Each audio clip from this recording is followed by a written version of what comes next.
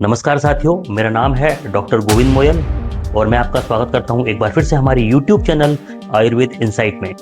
साथियों, आज हम बात करने वाले हैं एक ऐसे टॉपिक के बारे में जो अपने आप में एक भयानक और महामारी स्वरूप बीमारी है। जी हाँ साथियों, आज हम बात करेंगे ओबेसिटी, मोटापा या स्थूलता के बारे में। आइए सबसे पहले जानते हैं कि मोटापा है क्या। आवश्यकता से अधिक चर्बी अगर हमारे शरीरों के अंगों पर हो जाए तो हम इसको मोटापा या स्थूलता कहेंगे। आचार्य चरक ने चरक संहिता के 21वें अध्याय में मोटापे की एक बहुत ही सुंदर डेफिनेशन दी, जो WHO की डेफिनेशन से, ये यूं कहें WHO की डेफिनेशन हमारे आचार्यों की डेफिनेशन से बिल्कुल मिलती जुलती है। आचार्य चरक कहते हैं, मेदो मासात अतिवृद्धवात चल स्फिक उदरस्तनः अथयो पचयो अवोत्साहो नरो अति स्थूल उच्चते। अर्थात आवश्यकता से अधिक चर्बी या फैट या मेद धातु का हमारे अंग प्रत्यंगों पर जमा हो जाना, जिसके कारण वो अंग प्रत्यंग चलते समय हिलते डुलते दिखाई दें, इसको हम मोटापा कहते हैं। मोटापे को मापने के लिए WHO ने एक और मेजरमेंट बताया है, जिसको हम कहते हैं BMI यानी कि बॉडी मास इंडेक्स। अगर किसी व्यक्ति का BMI 25 से ज्यादा है तो ऐसा व्यक्ति ओवरवेट कहलाएगा। अगर किसी व्यक्ति का BMI 30 के ऊपर है तो ऐसा व्यक्ति स्थूल, मोटा या ओबेस कहलाएगा। और वहीं हम नॉर्मल व्यक्ति या सामान्य व्यक्ति की बात करें तो उसका BMI 18.5 से लेकर 24.9 तक होता है। आज के दौर में मोटापा कोई बीमारी नहीं है, बल्कि कई बीमारियों की खान है। जहां तक कि मैंने तो इसको एक नया नाम दिया है, the demon king of the non communicable disease, यानी कि मोटापासुर। न जाने कितनी प्रकार की बीमारियां ऐसी हैं जिनका रक्षण मोटापा खुद करता है, इसीलिए मैंने इसको नाम दिया है मोटापासुर या daemon king of the non communicable disease. ये राक्षस या ये मोटापासुर खुद कभी नहीं लड़ने जाता। ये कहीं टाइप 2 डायबिटीज को भेजेगा, कहीं कैंसर को भेजेगा, कहीं थायराइड को भेजेगा, कहीं हाइपरटेंशन को भेजेगा। ये इस प्रकार से अपनी बीमारियों को भेजता है। आप बीमारियों को हराते जाइए, लेकिन अगर मोटापे को नहीं हराइएगा या मोटापे को नष्ट नहीं करेंगे आप, तो ये बीमारियां कभी नष्ट होने वाली नहीं है। एक बीमारी खत्म होगी तो दूसरी बीमारी आएगी। इसलिए हमको मोटापे को खत्म करने की ओर देखना है। मोटापे का हम समाधान देखें उससे पहले मैं कुछ आंकड़े आपको बताना चाहता हूं और मोटापे के क्या कॉम्प्लिकेशंस हो सकते हैं उसके बारे में मैं आपको बताना चाहता हूं। साथियों, लगभग 2.5 मिलियन लोग मोटापे से हर वर्ष मृत्यु को प्राप्त होते हैं। 2019 में लगभग 5 मिलियन मौतों का कारण नॉन कम्युनिकेबल डिजीज रहे। WHO के मुताबिक सन 2022 तक हर 8 में से एक व्यक्ति मोटापे से ग्रसित था। अब आप समझ सकते हैं कि हमारे पास आसपास अगर 8 लोग हैं तो उनमें से एक व्यक्ति मोटापे से ग्रसित है। सन 1992 के बाद से लेकर अब तक विश्व भर में मोटापे से ग्रसित वयस्कों की संख्या लगभग दुगनी हो गई है, वहीं किशोरों की संख्या लगभग 4 गुनी हो रही है।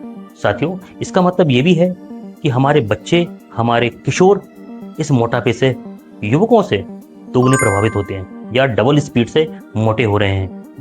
साथियों, आइए जानते हैं कि इस मोटापे का आखिर कारण क्या है।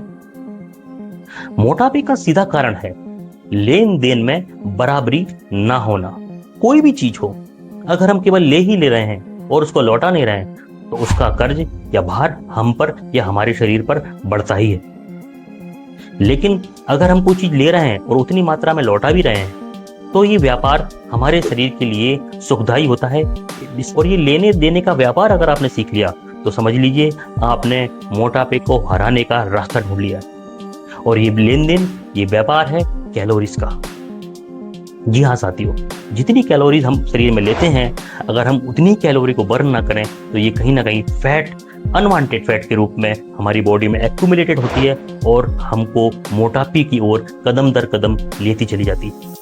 आचार्य चरक ने चरक संहिता में मोटापे के कई कारणों का उल्लेख किया है, जिसमें सबसे पहला कारण है भोजन का अत्यधिक मात्रा में करना। साथियों, आजकल हमने अपने पेट को पेट रहने ही नहीं दिया, हमने उसको डस्टबिन बनाकर रख दिया। हमको जो मिलता है, जैसा मिलता है, ना तो हम खाने की क्वालिटी को देखते हैं, ना ही हम दिन रात को देखते हैं, ना ही हम ये देखते हैं कि हमने जो खाना खाया था वो पहले खाना खाया हुआ पचा है कि नहीं पचा है, ना हम ये देखते हैं कि हमको कौन सा द्रव किस कंडीशन में खाना चाहिए। ऐसे कई प्रकार के द्रव्य हैं जो मोटापे को बढ़ाते हैं, जैसे गुरु, स्निग्ध, शीत और मधुर। इस प्रकार के भोजन का हमको सेवन अत्यधिक मात्रा में नहीं करना चाहिए। ये द्रव्य भी मोटापे को बढ़ाते हैं। अगला कारण है व्यायाम ना करना। साथियों, आज के दौर में हमने अपने आप को इतना व्यस्त कर लिया है कि हमारे पास खुद के लिए टाइम ही नहीं है, ना तो शारीरिक सुदृढ़ होने के लिए, ना ही मानसिक स्थिर होने के लिए। मोटापे का अगला कारण है दिन में सोना। जी हाँ साथियों, हमको दिन में सोना अवॉइड करना चाहिए। हमारे आचार्यों ने संहिताओं में दिन में सोना केवल ग्रीष्म ऋतु में कहा है। इसके अलावा किसी भी ऋतु में जब तक व्यक्ति बीमार ना हो तब तक उसको दिन में सोने के लिए मना किया गया है। इसलिए हम इस बात का ध्यान रखें और ये सुनिश्चित करें कि हम दिन में ना सोएं। अगला कारण है अत्यधिक मात्रा में प्रसन्न रहना।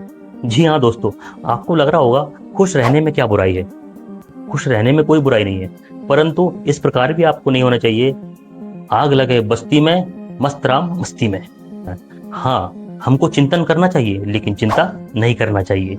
आखिरी कारण आचार्यों ने बताया है आनुवंशिक या माता पिता के बीज या जीन से संतान में मोटापे की जीन आना, यानी कि जेनेटिक्स। साथियों, ये थे मोटापे में वृद्धि करने वाले कारण जो हमारे आचार्यों ने संहिताओं में बताए हैं। ये बात तो हम भली भांति जान चुके हैं कि मोटापे के कारण heart disease, cancer, thyroid, type 2 diabetes जैसी समस्या तो होती हैं। इसके अलावा आयुर्वेद का अपना एक दृष्टिकोण है, उस दृष्टिकोण को भी आपको समझना चाहिए। हमारे शरीर का निर्माण दोष, धातु और मल से हुआ है। जी हाँ साथियों, अगर हम धातुओं की बात करें तो रस, रक्त, मांस, मेद, अस्थि, मज्जा, शुक्र, इन 7 धातुओं का समायोजन हमारे शरीर को बनाए रखता है। अगर इनमें से एक भी धातु डिस्टर्ब होती है तो सीधा इम्पैक्ट हमारे बॉडी के संतुलन पर जाता है। हमारे शरीर में मौजूद 7 धातुओं का निर्माण क्रम के अनुसार एक के बाद एक होता है। रस से रक्त, रक्त से मांस, मांस से मेद, मेद से अस्थि, अस्थि से मज्जा, मज्जा से शुक्र और ऊत का निर्माण होता है। अगर इन धातु निर्माण के क्रम में कहीं भी बाधा उत्पन्न होती है तो इसका सीधा अर्थ है कि अगली धातु पूर्ण रूप से पोषित नहीं होगी या उसके निर्माण में बाधा उत्पन्न होगी। और मोटापे में जो धातु इम्पैक्ट होती है या जिस धातु पर हानिकारक प्रभाव पड़ता है या वो अत्यधिक मात्रा में प्रकोपित होती है या बढ़ती है, वो है मेद धातु। साथियों, जब धातु निर्माण के क्रम में मेद धातु अत्यधिक मात्रा में बढ़ जाती है तो वो मेद धातु हमारे माइक्रो चैनल्स यानी कि स्रोतसों को अवरुद्ध करती है, यानी कि उनमें ब्लॉकेज पैदा करती है, जिसके कारण हमारी अगली धातुओं का निर्माण अस्थि, मज्जा और शुक्र का निर्माण पूर्ण रूप से नहीं हो पाता या इनके निर्माण में व्यवधान उत्पन्न होता है। अगर मेद धातु तक की बात रुक जाएगी और माइक्रो चैनल्स अगली धातुओं को पोषित नहीं कर पाएंगे तो हमारी हड्डियां कमजोर होंगी, हमारी बोन मैरो कमजोर होगी और सबसे बड़ी बात, हमारा शुक्र कमजोर होगा। और अगर हमारा शुक्र कमजोर होगा तो इसका मतलब है ऐसा व्यक्ति इनफर्टिलिटी का भी सामना करेगा कभी ना कभी। जो व्यक्ति स्थूल या मोटा होता है उसकी आयु भी क्षय होती है, कारण स्रोतसों का अवरोध होना, जिसके कारण उत्तरोत्तर क्रम में एक के बाद एक धातु का निर्माण पूर्ण रूप से हो नहीं पाता है। ऐसे व्यक्तियों को मैथुन कार्य करने में भी कठिनाई होती है। ऐसे व्यक्तियों को थकान बहुत जल्दी होती है। ऐसे व्यक्ति किसी भी कार्य को करने में उत्साह नहीं दिखा पाते, कारण मेद धातु का स्वभाव गुरु होता है। ऐसे व्यक्तियों में आपको दुर्बलता भी दिखाई देगी। ये देखने में तो आपको मोटे दिखाई देंगे परंतु इनमें शक्ति उतनी नहीं होगी, कारण मैं आपको पहले ही बता चुका हूं कि मेद धातु के बाद हमारी धातुओं का निर्माण ठीक प्रकार से नहीं हुआ है, उनका पोषण ठीक प्रकार से नहीं हुआ है। ऐसे व्यक्तियों में अत्यधिक मात्रा में पसीना आता है। ऐसे व्यक्ति अत्यधिक मात्रा में भोजन करते हैं और अत्यधिक मात्रा में इनको प्यास लगती है, कारण माइक्रो चैनल्स के अवरोध होने के कारण जो वायु हमारे एब्डोमेन में रहती है वह पूरी बॉडी में संचरित नहीं हो पाती, जिसके कारण अग्नि के आसपास वो वायु घूमती रहती है और अग्नि को भड़काती है। और ऐसे व्यक्तियों को इसलिए अत्यधिक मात्रा में भूख और अत्यधिक मात्रा में प्यास लगती है। साथियों, ये बात तो हो गई कि मोटापा क्या है, मोटापे के क्या क्या कॉम्प्लिकेशंस होते हैं और मोटापा कितना भयानक और व्यापक रूप से एक महामारी के रूप में विश्व भर में फैल रहा है। परंतु अब हम बात करते हैं इस महामारी के समाधान के बारे में। साथियों, अगर वास्तव में अगर आप मोटापे को हराना चाहते हैं तो आप 4 रास्तों का चयन कर सकते हैं। पहला रास्ता है अपना आहार सुधारना, दूसरा रास्ता है अपना विहार सुधारना, तीसरा रास्ता है औषधियों का सहारा लेना और चौथा रास्ता है डिटॉक्सिफिकेशन या पंचकर्म। साथियों, इन चारों रास्तों में से कोई भी अगर आप एक रास्ता पकड़ते हैं तो आप मोटापा नामक राक्षस को आसानी से हरा सकते हैं। सबसे पहले हम बात करते हैं आहार की। तो इसकी शुरुआत हमारी किचन से ही होती है। हमारी किचन में ऐसे भूत बैठे हुए हैं जो हमको मोटापे की ओर बड़ी सरलता से ले जा रहे हैं, दबे पांव ले जा रहे हैं और हमको पता भी नहीं चल रहा। आयोडाइज्ड नमक, मैदा, चीनी, ये ऐसे प्रोसेस्ड फूड हैं जो आपको खाने में अत्यधिक मात्रा में भाते हैं, परंतु यही आपको मोटापे की ओर ले जाते हैं। तला भुना, भारी, अत्यधिक मात्रा में ऑयली खाना आपको अवॉइड करना है। इसके अतिरिक्त अब बात करते हैं कि आपको लेना क्या है। हमको अपने आहार में ऐसे द्रव्यों का सेवन करना चाहिए जो कफ और मेद का नाश करने वाले हों। आपको खाने में प्रियंगो यानी कि कुधान्य, कोदो, जौ, यव, मूंग, अरहर, आंवला, शहद आदि का प्रयोग करना चाहिए। जब भी आपको प्यास लगे तो आपको उष्णोदक या गुनगुने पानी का सहारा लेना चाहिए, क्योंकि साथियों ठंडा पानी वात को बढ़ाने वाला होता है और गर्म पानी वायु का शामक और मेद को पिघलाने वाला होता है। इसलिए आपको गुनगुना पानी, शहद आदि का सेवन करना चाहिए। दोस्तों, अब हम बात करते हैं अगले बिंदु के बारे में, यानी कि विहार के बारे में। विहार का मतलब होता है हमारी लाइफस्टाइल। तो साथियों, हमारी लाइफस्टाइल में सबसे इंपॉर्टेंट चीज जो है वो शामिल होनी चाहिए एक्सरसाइज या व्यायाम।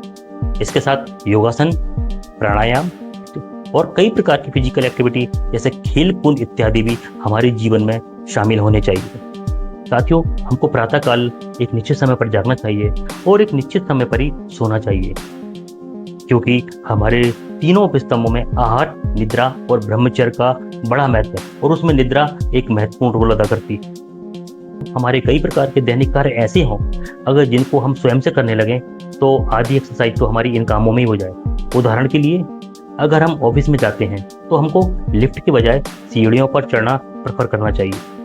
कहीं छोटे मोटे कामों के लिए अगर पास में ही कहीं जाना है तो हम अपने वाहनों का प्रयोग ना करें, खुद अपने पैरों पर चलकर पैदल पैदल जाएं। नित्य प्रति 30 मिनट से लेकर 45 मिनट तक हमको वॉक करना चाहिए। तीसरा पॉइंट आता है औषधियाँ। तो साथियों, कई प्रकार की औषधियाँ ऐसी आती हैं जो मेदोहर होती हैं या मोटापे का नाश करने में सहायक होती हैं, परंतु ऐसी दवाइयों को आपको बिना डॉक्टर की सलाह के या बिना एक्सपर्ट एडवाइस के नहीं लेना चाहिए।